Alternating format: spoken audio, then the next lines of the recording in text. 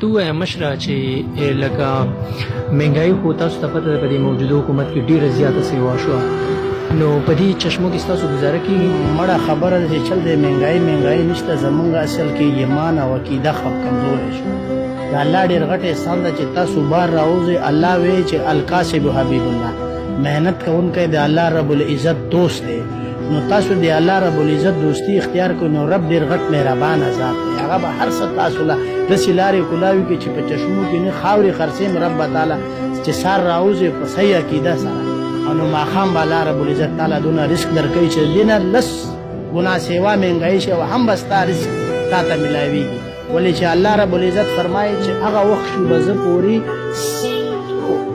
شپه نه راولم چې کوم وخته پورې ما ستا د رزق بندوبست ته یې کړی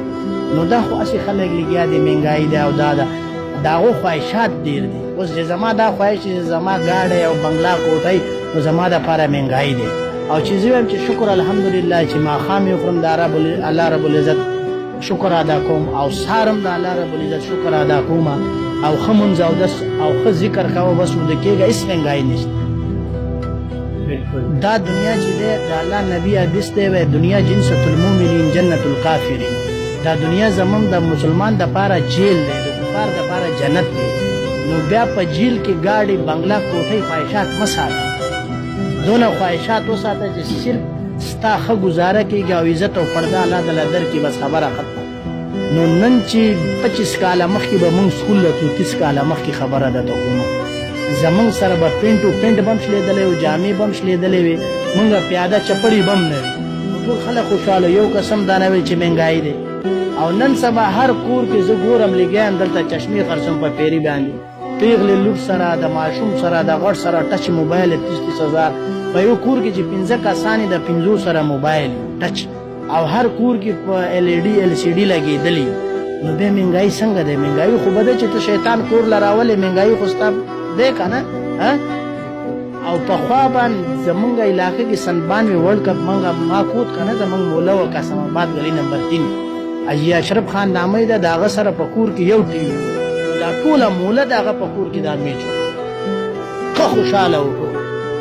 او نن سبا هر کور کې LCD بلکې په هره کمره کې دی او دی وایي مهنګایي دی مهنګایي نه دی خواهشات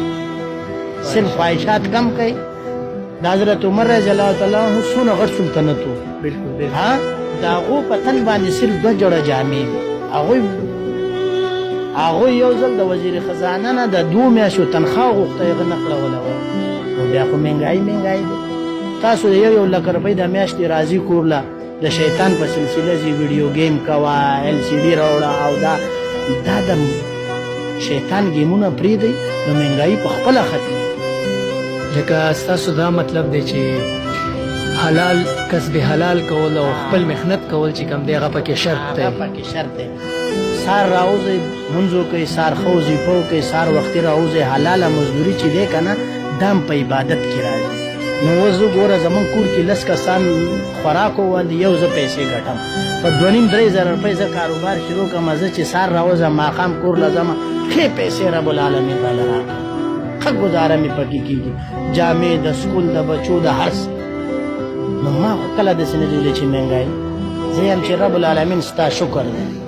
او داسې خلک دي د میاشتې 1,2 لک روپۍ تنخواه دي هم جاړي چې مهنګایي دی مهنګایي څه مهنګایي دی زه خو په دې اوسه پورې نه یم خبر چې څه ګران شوي دي هېڅ هم نه دي ګران د بجلۍ هغه بل زمونږ د بجلۍ 1600-1700 بل راځي مخکې هم دونه راته اوس هم دونه راځي صرف غوړي 10 روپۍ ګرانه شو خیر دی کم استعمالوه واسم بیماری دی کم داسې د اصل غوړي استعمالوي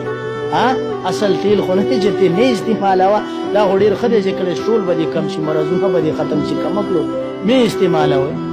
داسې دی که نه دی چې تاسو راځئ ګوره د الله نبي چې دی هغه سیخ کباب نه دی خوړلی